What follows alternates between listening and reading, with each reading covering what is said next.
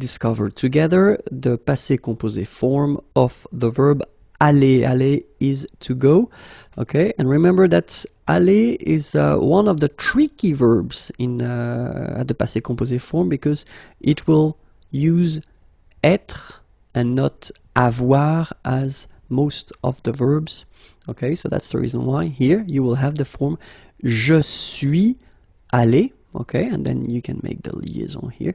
Je suis allé. Je suis allé. Tu es allé. Tu es allé. Il est allé. Il est allé. You've got this little liaison between the two. Il est allé. Feminine form. Elle est allée. Okay. So have a look here. Remember, if you don't know that already, then I would advise you to check the lesson on the passé composé that we did previously. Okay, so you've got to add this feminine mark at the end of your participe passé here, just because elle is feminine, and then you're using this être verb to construct the passé composé.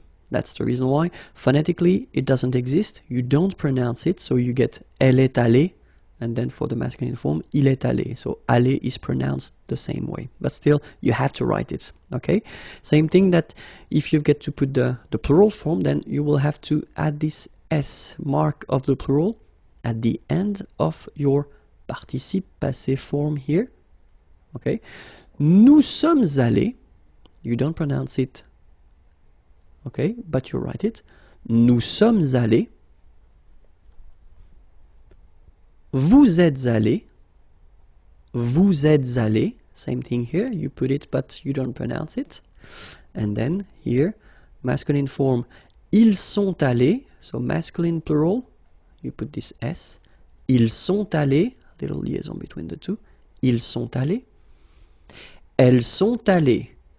Feminine and plural here, okay? S, you don't pronounce them, but still you've got to write them, and then this little liaison here.